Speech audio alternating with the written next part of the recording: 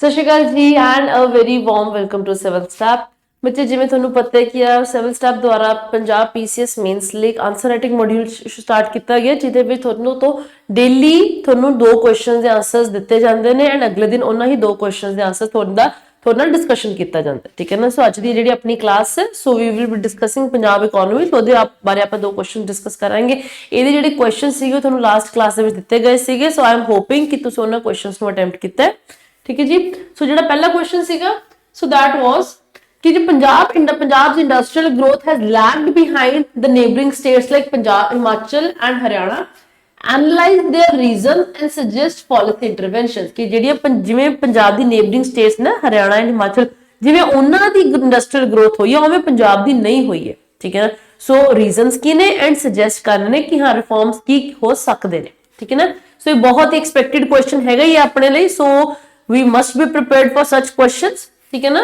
So introduction, Punjab was once a major industrial hub in the North India, particularly textile, auto parts, bicycle and sports good and engineering goods manufacturing। Punjab जे ਆਪਾਂ देखिए एक time ਤੇ पंजाब ਇਹਨਾਂ goods ਦਾ ਇੱਕ ਬਹੁਤ major manufacturer ਰਿਹਾ ਹੈ। ठीक है ना। However, due to the industrial progress, it has definitely slowed down relative to its neighbors like Haryana and Himachal, leading to lower investment and fewer job opportunities। ਇਹ ਆਪਾਂ ਨੂੰ ਪਤਾ ਵੀ ਲੱਗਦਾ ਕਿ ਹਾਂਜੀ ਆਪਣੀ ਸਟੇਟ ਦੇ ਵਿੱਚ ਇੰਡਸਟਰੀਅਲ ਪ੍ਰੋਸੈਸਸ ਤੋਂ ਜੋ ਜੌਬ ਓਪਰਚੁਨਿਟੀਜ਼ ਮਿਲਣੀਆਂ ਚਾਹੀਦੀਆਂ ਸੀ ਉਹ ਆਪਾਂ ਨੂੰ ਨਹੀਂ ਮਿਲ ਰਹੀਆਂ ਨੇ। ਠੀਕ ਹੈ ਨਾ। ਸੋ ਰੀਜ਼ਨਸ ਕੀ ਨੇ? ਪਹਿਲਾ ਕੁਐਸਚਨ ਹੈਗਾ ਕਿ ਰੀਜ਼ਨਸ ਕੀ ਨੇ। So what are the reasons for lagged industrial growth. ਪਹਿਲੀ ਗੱਲ ਤਾਂ ਇਹ ਹੈ ਕਿ ਪॉलिसी एंड इंसेंटिव डिस्पैरिटी।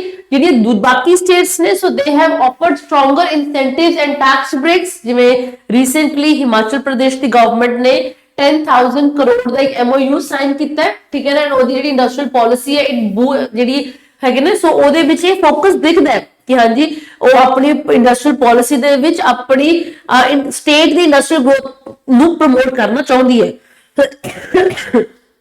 ਸੋ ਕਿਤੇ ਨਾ ਕਿਤੇ ਇਹ ਪੰਜਾਬ ਇਸ प्रोसेस इस स्टेप ਤੇ ਥੋੜਾ ਜਿਹਾ ਲੈਕ ਕਰਦਾ। ਠੀਕ ਹੈ ਨਾ। ਸੈਕੰਡ ਹੈ ਇਨਫਰਾਸਟ੍ਰਕਚਰ ਤੇ ਲੈਂਡ ਇਸ਼ੂਜ਼ ਨੇ। ਜਿਹੜੀ ਪੰਜਾਬ ਦੇ ਇੰਡਸਟਰੀਅਲ ਲੈਂਡ ਕਾਸਟ ਨੇ ਨਾ ਉਹ ਬਹੁਤ ਵੋਲੇਟਾਈਲ ਤੇ ਹਾਈ ਨੇ। ਠੀਕ ਹੈ ਨਾ। ਸੋ ਆਪਾਂ ਨੂੰ ਸਾਰਿਆਂ ਨੂੰ ਪਤਾ ਕਿ ਜਿਹੜੀ ਪੰਜਾਬ ਦੇ ਵਿੱਚ ਲੈਂਡ ਕਾਸਟ ਆ ਬਹੁਤ ਹਾਈ ਹੈ। ਸੋ ਜਦੋਂ ਇੰਡਸਟਰੀ ਲੱਗਣੀ ਹੁੰਦੀ ਹੈ ਤਾਂ ਇੰਨੀ ਹਾਈ ਲੈਂਡ ਦੇ ਵਿੱਚ ਇੰਨੀ ਹਾਈ ਕਾਸਟਿੰਗ ਦੇ ਵਿੱਚ ਇੰਡਸਟਰੀ ਕਾਫੀ ਇੰਨੀ ਪ੍ਰੋਫਿਟੇਬਲ ਨਹੀਂ ਕੰਸੀਡਰ ਕੀਤੀ ਜਾਂਦੀ। ਠੀਕ ਹੈ ਨਾ। ਉਹ ਆਪਣੀ ਡੈਫੀਨੇਟਲੀ ਹਾਈ ਕਾਸਟ ਕਰਕੇ ਆਪਣੀ ਕੰਪੀਟੀਟਿਵਨੈਸ ਉਹਦੀ ਘਟ ਜਾਂਦੀ ਹੈ। ਠੀਕ ਹੈ ਨਾ। ਸੋ ਆਪਾਂ ਹੁਣ ਲਿਖੀਏ ਵੈਰੀ ਰੀਸੈਂਟਲੀ ਜਿਹੜੀ ਮੁਹਾਲੀ ਦੇ ਵਿੱਚ ਅਗੀ ਮੁਹਾਲੀ ਆਈਟੀ ਜ਼ੋਨ ਮੰਨੀ ਜਾਂਦੀ ਹੈ ਨਾ, ਇੰਡਸਟਰੀਅਲ ਪਾਰਕ ਉੱਥੇ ਹੈਗਾ ਸਰਵਿਸ ਇੰਡਸਟਰੀ ਦਾ। ਠੀਕ ਹੈ ਨਾ। ਉੱਥੋਂ ਦੇ ਜਿਹੜੇ ਪਲਾਟਸ ਤੇ ਉਹਨਾਂ ਦੀ ਜਿਹੜੀ ਡਿਮਾਂਡ ਹੈਗੀ ਉਹ ਡੈਫੀਨੇਟਲੀ ਘਟੀ ਹੈ ਕਿਉਂਕਿ ਪ੍ਰਾਈਸ ਇੰਨਾ ਹਾਈ ਹੋ ਗਿਆ। ਠੀਕ ਹੈ। ਉੱਥੇ ਲੈਂਡ ਇੰਨਾ ਮਹਿੰਗਾ ਹੋ ਗਿਆ ਜਿਹਦੇ ਕਰਕੇ ਉਹਦੀ ਪਲਾਟ ਦੀ ਡਿਮਾਂਡ ਘਟ ਚੁੱਕੀ ਹੈ। ਉਹ ਸਲੰਪ ਆਇਆ ਪਰ ਉਹਦੇ ਵਿੱਚ। ਠੀਕ ਹੈ ਨਾ। ਸੋ ਇੱਥੇ fragmented governance and poor infrastructure will also play a role here कि हाँ जी upper demand तो इतनी ज़्यादा हैगी है for the land, but is the government giving good infrastructure also? Is the government giving good governance also? That is also a big question here। ठीक है ना। So that also affects, ठीक है ना, and definitely lowers the investor confidence जो कि ਆਪਾਂ ਨੂੰ ਦੇਖਣ ਨੂੰ ਮਿਲਦਾ ਹੈ ਆਪਣੀ ਸਟੇਟ ਦੇ ਵਿੱਚ। फिर रॉ मटीरियल ਤੇ ਕਾਸਟ ਚੈਲੰਜ ਹੈਗੇ ਜਿਹੜੀ ਆਪਣੀ ਸਟੇਟ ਦੇ ਵਿੱਚ MSMEs ਨੇ so they face significant high steel cost. ਠੀਕ ਹੈ ਨਾ। ਸਟੀਲ ਜਿਹੜੀ ਰॉ ਮਟੀਰੀਅਲ ਦੀ ਕਾਸਟ ਹੈ ਬਹੁਤ ਜ਼ਿਆਦਾ ਹੈਗੀ ਹੈ ਵਿਦਆਊਟ ਜਿਹੜੀ ਸਟੇਟ ਦਾ ਆਪਣਾ ਜਿਹੜਾ ਆਪਣੇ ਕਾਰਪੋਰੇਸ਼ਨਸ ਨੇ ਵਿਦਆਊਟ देयर ਐਕਟਿਵ ਸਪੋਰਟ। ਠੀਕ ਹੈ ਨਾ। So which is definitely hurting the small units viability. ਉਹ ਉਹਨਾਂ ਦੀ ਵਾਇਬਿਲਿਟੀ ਨਹੀਂ ਰਹਿੰਦਾ ਹੈਗਾ ਕਿਉਂਕਿ ਆਪਾਂ ਦੇਖਾਂਗੇ ਤਾਂ ਮੰਡੀ ਗੋਬਿੰਦਗੜ੍ਹ ਇੱਕ ਟਾਈਮ ਤੇ ਬਹੁਤ ਆਪਾਂ ਉੱਥੇ ਜਿਹੜੀ ਸਟੀਲ ਸਕ੍ਰੈਪ ਸਟੀਲ ਦਾ ਜਿਹੜਾ ਇੰਡਸਟਰੀ ਸੀ ਬਹੁਤ ਫਲਰਿਸ਼ ਕਰਦੀ ਸੀਗੀ ਬਟ ਹੁਣ ਉਹ ਚੀਜ਼ ਨਹੀਂ ਰਹੀ ਹੈ। ਠੀਕ ਹੈ ਨਾ। ਕਿਤੇ ਨਾ ਕਿਤੇ raw material and casting challenge ਉਹਦੇ ਵਿੱਚ ਬਹੁਤ ਵੱਡਾ ਰੋਲ ਪਲੇ ਕਰਦਾ ਹੈ। ਠੀਕ ਹੈ ਨਾ। And then under utilization of the schemes. Centre ਦੀ ਹੋ ਗਈ ਹੈ, ਸਟੇਟ ਗਵਰਨਮੈਂਟ ਜਿਹੜੀ ਸਕੀਮਸ ਹੈਗੀ ਜਿਵੇਂ ਐਸਪਾਇਰ ਸਕੀਮ ਹੈਗੀ ਹੈ ਉਹ they have not been fully implemented in the states. ਠੀਕ ਹੈ। ਜਿਵੇਂ ਕਿ ਉਹਦੀ ਹੁਣ ਹਰਿਆਣੇ ਦੀ ਆਪਾਂ ਗੱਲ ਕਰਦੇ ਹਾਂ ਤਾਂ ਉੱਥੇ ਇੰਡਸਟਰੀਅਲ ਕਲਸਟਰਸ ਬਣੇ ਹੋਏ ਨੇ। ਪੰਜਾਬ ਜਿਹੋ ਜਿਹੇ ਕਲਸਟਰਸ ਬਣੇ ਹੀ ਨਹੀਂ ਹੈਗੇ। ਹਾਂ ਦੋ ਹੁਣ ਰੀਸੈਂਟਲੀ ਬਣਨਾ ਸਾਡੇ ਜੋ ਆਪਾਂ ਰੀਸੈਂਟਲੀ ਹੁਣ Rajpura is being developed as an industrial cluster. ਇਹ ਸ਼ੁਰੂ ਹੋਇਆ ਹਜੇ ਹਰਿਆਣਾ ਦੇ ਵਿੱਚ, ਹਿਮਾਚਲ ਇਹ ਚੀਜ਼ ਚੱਲ ਰਹੀ ਹੈ ਕਾਫੀ ਟਾਈਮ ਤੋਂ। ਸੋ ਕਿਤੇ ਨਾ ਕਿਤੇ ਉਹਨਾਂ ਨੂੰ ਇੱਕ ਐਡਿਡ ਐਡਵਾਂਟੇਜ ਹੈ ਜੋ ਪੰਜਾਬ ਕੋਲ ਨਹੀਂ ਹੈਗੀ ਹੈ। ਠੀਕ ਹੈ ਨਾ। ਐਂਡ ਇਕਨੋਮਿਕ ਸਟੈਗਨੇਸ਼ਨ ਸ਼ੋ ਕਿ ਹਾਂਜੀ ਜਿਹੜੀ ਲੋ ਇੰਡਸਟਰੀਅਲ ਜਿਹੜੀ ਗਰੋਥ ਹੈਗੀ ਹੈ due to lack of diversification and outdated technology ਬਹੁਤ ਵੱਡਾ ਰੋਲ ਪਲੇ ਕਰਦੀ ਹੈ ਕਿਉਂਕਿ ਜਦ ਟੈਕਨੋਲੋਜੀ ਹੀ ਤੁਹਾਡੇ ਕੋਲ ਨਹੀਂ ਹੈਗੀ ਹੈ ਤਾਂ definitely that is going to push the businesses to relocate. ਉਹ ਰੀਲੋਕੇਟ ਹੋਣਗੇ ਜਿੱਥੇ ਉਹਨਾਂ ਨੂੰ ਟੈਕਨੋਲੋਜੀ ਵਧੀਆ ਮਿਲ ਰਹੀ ਹੈ, ਜਿੱਥੇ ਉਹਨਾਂ ਨੂੰ ਡਾਇਵਰਸਿਫਿਕੇਸ਼ਨ ਮਿਲ ਰਹੀ ਹੈ, the industries are definitely going to relocate to that particular region, ठीक है। ਹੁਣ ਇੱਥੇ ਤੁਸੀਂ ਹਰਿਆਣਾ ਦੇ, ਹਿਮਾਚਲ ਦੇ, ਤੁਸੀਂ ਉਹ regions ਨੂੰ ਇੱਥੇ definitely add on ਕਰ ਸਕਦੇ ਹੋ, ठीक है ना, as per your know how, okay। So what could be done, these are some of the reasons which are there। ਹੁਣ ਇਸ ਚੀਜ਼ ਨੂੰ tackle ਕਰਨ ਲਈ, ठीक है ना, so what could be the policy incentives which can be undertaken, ठीक है ना। so ਪਹਿਲੀ ਗੱਲ ਤਾਂ ਹੈਗਾ competitive investive framework ਦੇਣਾ ਬਹੁਤ ਜ਼ਰੂਰੀ ਹੈ। so ਇਹਦੇ ਵਿੱਚ ਕੀ ਆਊਗਾ, tax holidays, subsidies, capital support, ਜਿਵੇਂ ਕਿ neighboring supports ਦੇ ਰਹੀਆਂ ਨੇ। ਸੋ ਇਹ ਬਹੁਤ ਇੰਪੋਰਟੈਂਟ ਹੈ ਕਿ ਤੁਹਾਨੂੰ capital support ਤੇ tax subsidies ਦੇਣਾ ਬਹੁਤ ਜ਼ਿਆਦਾ ਇੰਪੋਰਟੈਂਟ ਹੈ। secondly industrial clusters, ਇਹ again you have to mention this ਕਿ industrial ਜਦ ਤੱਕ clusters ਨਹੀਂ ਬਣਨਗੇ तब तक इंडस्ट्री नहीं आएगी, ठीक है ना। Establish करो clusters in every district to boost MSME network and reduce logistic cost। Then upgrade करो infrastructure, road, power, digital connectivity, ठीक है ना। There needs to be improved and infrastructure ਜਿਹੜੇ ਤੁਹਾਡੇ ਪਾਰਕ, ਜਿਹੜੀ ਤੁਹਾਡੇ ਇੰਡਸਟਰੀਅਲ ਪਾਰਕਸ ਨੇ, ਉੱਥੇ ਇੰਫਰਾਸਟ੍ਰਕਚਰ ਤੁਹਾਡਾ ਬਹੁਤ ਵਧੀਆ ਕੁਆਲਿਟੀ ਦਾ ਹੋਣਾ ਚਾਹੀਦਾ, ਵਰਲਡ ਕਲਾਸ quality infrastructure ਹੋਊਗਾ ਜੇ ਤੁਹਾਡੇ ਇੰਡਸਟਰੀਅਲ ਪਾਰਕਸ ਦੇ ਵਿੱਚ, ਤਾਂ ਹੀ ਤੁਹਾਡੇ ਕੋਲ ਇੱਥੇ ਇੰਡਸਟਰੀ ਆਊਗੀ। Otherwise you are going to lose on that particular aspect of the economy of your state। then the raw material support, revive ਕਰੋ PSIs ਨੂੰ, ਠੀਕ ਹੈ ਨਾ, ਉਹਦੀ ਜਿਹੜੀ ਸਪਲਾਈ ਸਕੀਮਸ ਨੇ to ensure cost stability for the MSMEs and then ease of doing business। so fast approvals, single window clearance and transparent grievance redressal ਇੱਥੇ ਆਊਗਾ। ਹੁਣ ਇੱਥੇ ਤੁਸੀਂ ਐਗਜ਼ਾਮਪਲ ਦੇ ਸਕਦੇ ਹੋ ਜਿਹੜੇ ਆਪਣੇ ਸਟੇਟ ਦਾ ਜਿਹੜਾ ਚੀਫ ਮਿਨਿਸਟਰ ਡੈਸ਼ਬੋਰਡ ਹੈਗੇ। so you can write about that, ਜਿਹੜਾ ਆਪਣਾ ਡੈਸ਼ਬੋਰਡ ਹੈਗਾ chief minister the, you can write about it, ਕਿ transparency and accountability ਉਹ ਇੱਥੇ ਆਉਂਦੀ ਹੈ, ਠੀਕ ਹੈ ਨਾ। so you can mention about that also, ਠੀਕ ਹੈ। so how can you conclude that the Punjab's industrial slowdown is not inevitable but stems from policy gaps, infrastructure weakness, policy ਚ ਕਮੀ ਹੈ, infrastructure ਤੁਹਾਡਾ weak ਹੈ and underutilization of the growth schemes।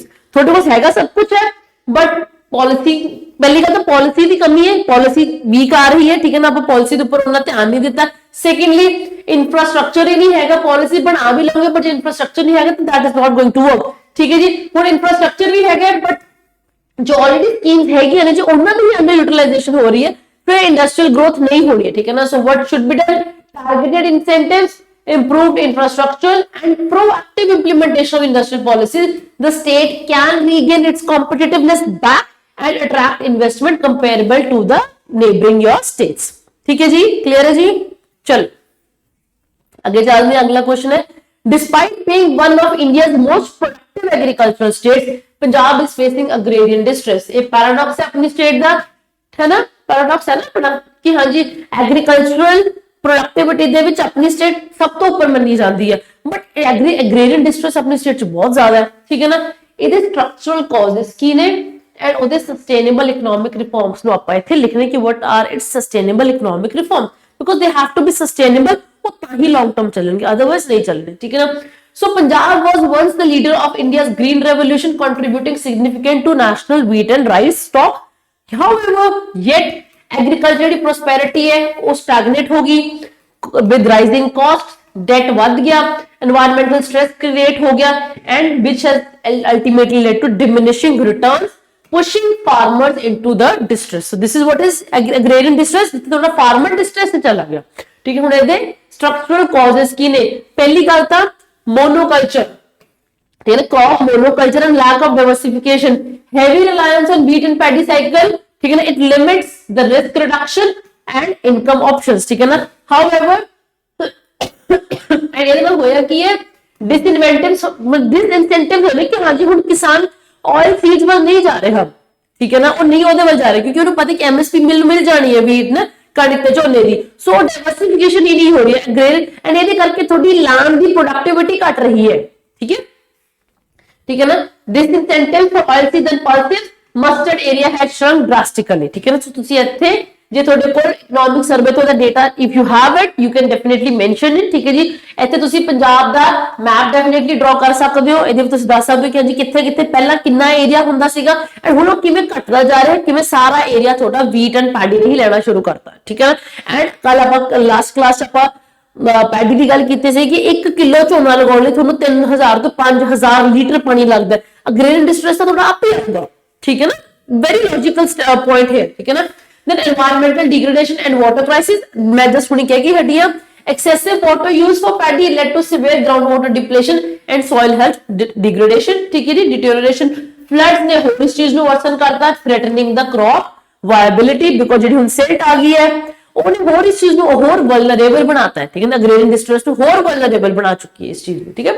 then high input cost and price stagnation, fertilizer the cost ਵੱਧ ਚੁੱਕਿਆ ਹੈ, machinery ਮਹਿੰਗੀ ਹੋ ਗਈ ਹੈ, ਲੇਬਰ cost ਮਹਿੰਗੀ ਹੋ ਗਈ ਹੈ, ਇਹਨੇ ਕੀ ਕੀਤਾ, it has outpaced the output price growth, ਜਿੰਨਾ ਮਿਲਦਾ ਨਹੀਂ ਹੈਗਾ ਉਹਨਾਂ ਮਿਲਦਾ ਨਹੀਂ ਜਿੰਨਾ ਲੱਗ ਜਾਂਦਾ ਹੈ, ਠੀਕ ਹੈ ਨਾ। ਸੋ ਫਾਰਮਰਸ ਦੇ ਫੇਸ ਲੋ ਪ੍ਰੋਫਿਟੇਬਿਲਿਟੀ, ਤਾਂ ਹੀ ਬਾਰ-ਬਾਰ ਡਾਈਵਰਸਿਫਿਕੇਸ਼ਨ ਦੀ ਗੱਲ ਕੀਤੀ ਜਾ ਰਹੀ ਹੈ, ਠੀਕ ਹੈ ਨਾ। Yesterday like in geography, Punjab geography ਵਾਲੀ ਕਲਾਸ ਆਪਾਂ ਇਸ ਚੀਜ਼ ਨੂੰ ਆਪਾਂ ਗੱਲ ਵੀ ਕੀਤੀ ਸੀ ਕਿ ਹਾਂਜੀ ਡਾਈਵਰਸਿਫਾਈਡ, ਜਿਵੇਂ there are multiple examples in our state ਜਿਹਦੇ ਡਾਈਵਰਸਿਫਿਕੇਸ਼ਨ ਕਰਕੇ ਤਾਂ farmers are earning very good, ਉਹ ਆਪਣੇ ਨਹੀਂ ਹੈ ਬਿਕੋਜ਼ ਮੋਨੋਕਲਚਰ ਦਾ ਹੀ ਪੈਟਰਨ ਇੰਨਾ ਪੱਕਾ ਹੋ ਚੁੱਕਿਆ ਕਿ ਹਾਂਜੀ ਜਿਹਦੇ ਕਰਕੇ ਸਾਰੇ ਆਪਣੇ ਜਿਹੜਾ ਇੱਕ ਨਾ ਇੱਕ ਹੋਇਆ ਕਿ ਹਾਂਜੀ ਡੋਮਿਨੋ ਇਫੈਕਟ ਚੱਲਦਾ ਜਾ ਰਿਹਾ ਹੈ, ਠੀਕ ਹੈ ਨਾ। ਸੋ ਇਹ ਬਹੁਤ ਵੱਡਾ ਰੀਜ਼ਨ ਹੈ ਆਪਣੀ ਸਟੇਟ ਦੇ ਵਿੱਚ ਅਗਰੇਰੀਅਨ ਡਿਸਟ੍ਰੈਸ, ਠੀਕ ਹੈ ਨਾ।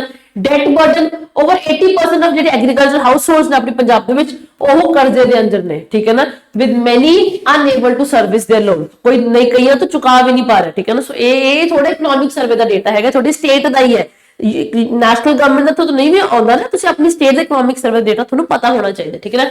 And weak market and value chains, ਠੀਕ ਹੈ ਨਾ, ਪ੍ਰੋਸੈਸਿੰਗ ਆਪਣੀ ਸਟੇਟ 'ਚ ਬਹੁਤ ਲਿਮਿਟਡ ਹੈ, ਐਗਰੋ ਪ੍ਰੋਸੈਸਿੰਗ ਫਾਰਮਸ ਬਹੁਤ ਥੋੜੇ ਨੇ, so limited processing storage and marketing for non grain crops, ਇਹ ਕਿਤੇ ਨਾ ਕਿਤੇ farmers ਦੀ bargaining powers ਨੂੰ ਘਟਾ ਦਿੰਦੇ ਨੇ, ਠੀਕ ਹੈ। so these are some of the structural causes for the agrarian distress, ਠੀਕ ਹੈ ਨਾ।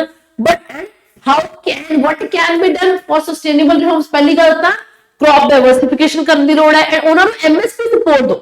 ਡਾਈਵਰਸਿਫਿਕੇਸ਼ਨ ਤਾਂ ਹੀ ਕਿਸਾਨ ਲੋਕ ਜਦੋਂ ਪਤਾ ਕਿ ਹਾਂਜੀ ਜੇ ਮੈਂ ਕੋਈ ਹੋਰ ਫਸਲ ਲਾਉਂਗਾ ਤਾਂ ਮੈਨੂੰ ਉਹਦਾ ਠੀਕ ਹੈ ਨਾ ਸਹੀ ਦਾਮ ਮਿਲੂਗਾ, ਸੋ ਉਹਨਾਂ ਨੂੰ MSP ਸਪੋਰਟ ਦੇਣ ਦੀ ਲੋੜ ਹੈਗੀ ਨਾ। So incentive for oil seeds, pulses, horticulture and millets, ਠੀਕ ਹੈ ਨਾ, with granted MSP procurement, this is very important right now, ਠੀਕ ਹੈ ਨਾ। water sustainable agriculture promote करो, less water intensive crops, ठीक है ना, micro irrigation and penalize excessive use of free power, ठीक है ना। so this is again very important ਕਿ free power ਨੂੰ ਆਪਾਂ ਹੁਣ ਇੱਥੇ ਘਟਾਉਣਾ ਹੈ। ਜਿਹੜੀਆਂ ਵੋਟ ਬੈਂਕ ਪਾਲਿਸੀਜ਼ ਚੱਲਦੀਆਂ ਨੇ ਆਪਾਂ ਨੂੰ ਹੁਣ ਇਸ ਚੀਜ਼ ਨੂੰ ਥੋੜੀਆਂ ਜੀਆਂ ਮੈਚੁਰ ਵੇ ਨਾਲ, ਠੀਕ ਹੈ ਨਾ, ਵੀ ਆਪਾਂ ਨੂੰ ਜਿਹੜੀਆਂ ਸਬਸਿਡੀਜ਼ ਨੂੰ ਆਪਾਂ ਉਹਨਾਂ ਨੂੰ ਥੋੜਾ ਵੀ ਹੈਵ ਟੂ ਆਪਣੀ ਸਟੇਟ ਦੇ ਫਿਸਕਲ ਹੈਲਥ ਨੂੰ ਸੁਧਾਰਨ ਲਈ ਆਪਾਂ ਨੂੰ ਪਾਲਿਸੀਜ਼ ਨੂੰ ਸਬਸਿਡੀਜ਼ ਨੂੰ ਆਪਾਂ ਨੂੰ ਬਹੁਤ ਰੈਸ਼ਨਲਾਈਜ਼ ਕਰਨ ਦੀ ਲੋੜ ਹੈਗੀ ਹੈ, ਠੀਕ ਹੈ ਨਾ। that is the need of the hour for our state. soil and flood resilience programs, ਠੀਕ ਹੈ ਨਾ। so soil health cards, organic amendments, flood resilient crops and watershed management, so these are ਇਹ ਸੈਂਟਰਲ ਗਵਰਨਮੈਂਟ ਵੀ scheme ਚਲਾਉਂਦੀ ਹੈ, ਠੀਕ ਹੈ ਨਾ, ਆਪਾਂ ਵੀ ਕਰ ਰਹੇ ਹਾਂ, ਠੀਕ ਹੈ ਨਾ। ਸੋ ਆਪਾਂ ਨੂੰ ਫਲੱਡ ਰੈਜ਼ਿਲੀਅੰਸ ਪ੍ਰੋਗਰਾਮ ਨੂੰ ਵਧਾਉਣ ਦੀ ਲੋੜ ਹੈ, only then we will be in the position ਜਿੱਥੇ ਆਪਾਂ ਆਪਣੇ ਸਟੇਟ ਦੇ ਅਗਰੇਰੀਅਨ ਡਿਸਟ੍ਰੈਸ ਨੂੰ ਕਾਊਂਟਰ ਕਰ ਸਕਦੇ ਹਾਂ, ਠੀਕ ਹੈ।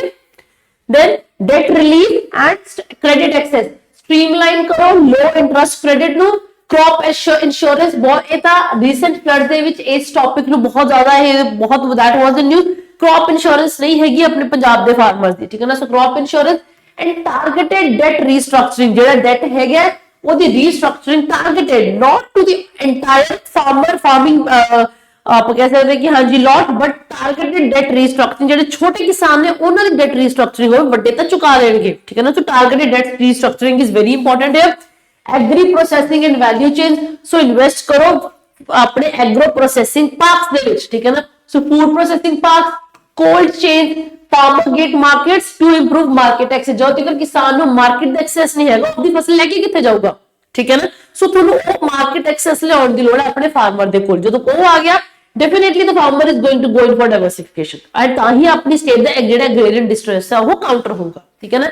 and then extension and technology adoption, ਠੀਕ ਹੈ ਨਾ। ਸੋ ਜਦੋਂ ਤੱਕ ਆਪਾਂ ਟੈਕਨੋਲੋਜੀ ਨੂੰ ਨਹੀਂ ਯੂਜ਼ ਕਰ ਰਹੇ ਹਾਂ, ਜਦੋਂ ਤੱਕ ਆਪਾਂ extension services ਨਹੀਂ ਯੂਜ਼ ਕਰ ਰਹੇ, ਉਹ ਤੱਕ ਆਪਾਂ ਇਸ ਆ ਸਟੈਪ ਨਾ ਪਹਿਲਾਂ ਅੱਗੇ ਤੱਕ ਨਹੀਂ ਲੈ ਕੇ ਜਾ ਸਕਦੇ, ਠੀਕ ਹੈ ਨਾ।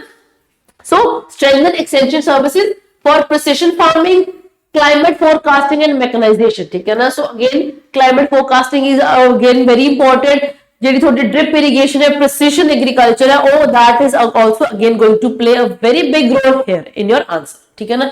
so how can you conclude your answer that yes, Punjab agrarian stress is there, which comes out from structural over dependence on wheat paddy cycle, ecological stress and market weakness. so ਕੀ ਕਰਨ ਦੀ ਲੋੜ ਹੈ, sustainable reforms centered on diversification, environmental stewardship, market integration and finance access can unlock rural livelihood, okay, and reinvigorate मतलब दोबारा उत्साह पैदा करना and reinvigorate state agriculture for the long term. So this is how ਤੁਸੀਂ ਆਪਣੀ state ਦੀ agriculture ਨੂੰ ਦੁਬਾਰਾ ਉਸੇ ਲੈਵਲ ਤੇ ਲਿਆ ਸਕਦੇ ਹੋ। agriculture ਦੁਬਾਰਾ ਉੱਪਰ ਆ ਕੇ ਤੁਹਾਡੀ ਉਹਦੇ ਨਾਲ ਦੀ complementary ਇੰਡਸਟਰੀਜ਼ ਵੀ ਆਪੇ ਹੀ ਆ ਜਾਣਗੀਆਂ ਜੇ ਤੁਸੀਂ ਲੌਂਗ ਟਰਮ ਉਸ ਚੀਜ਼ ਸਸਟੇਨੇਬਲ ਲੈ ਕੇ ਜਾਵਾਂਗੇ। ਐਗਰੋ ਪ੍ਰੋਸੈਸਿੰਗ ਪਾਰਕਸ ਚ ਆ ਗਏ ਨੇ ਤੇ ਐਗਰੀਕਲਚਰ ਦਾ ਆਪੇ ਹੀ ਤੁਹਾਡਾ ਆਪਾਂ ਕਹਿੰਦੇ ਕਿ ਹਾਂਜੀ ਇੱਕ ਬੈਨੀਫੀਸ਼ੀਅਲ ਪ੍ਰੋਫਿਟੇਬਲ ਤੁਹਾਡਾ ਕੰਮ ਬਣ ਜਾਊਗਾ। ਠੀਕ ਹੈ ਜੀ। ਸੋ that's all for today। ਠੀਕ that's all for the ਆਪਣੇ ਜਿਹੜੇ ਪੰਜਾਬ ਪੀਸੀਐਸ ਦੇ ਜਿਹੜੇ ਮੇਨਸ ਦੇ ਆਪਣੇ ਜਿਹੜਾ ਆਪਣਾ ਚੱਲ ਰਿਹਾ ਸੀਗਾ ਮੋਡਿਊਲ ਚੱਲ ਰਿਹਾ ਸੀਗਾ। ਸੋ ਮੈਂ ਉਮੀਦ ਕਰਦੀ ਕਿ ਆਪਾਂ ਪਿਛਲੇ ਕਈ ਲੈਕਚਰਸ ਦੇ ਵਿੱਚ ਪੰਜਾਬ ਪੀਸੀਐਸ ਦੇ ਕੁਝ ਨੇ ਕਹਿੰਦੇ ਕਿ ਹਾਂਜੀ ਐਕਸਪੈਕਟਡ ਕੁਐਸਚਨ ਐਕਸਪੈਕਟਡ ਥੀਮਸ ਨੂੰ ਆਪਾਂ ਕਵਰ ਕੀਤੇ। ਠੀਕ ਹੈ ਨਾ।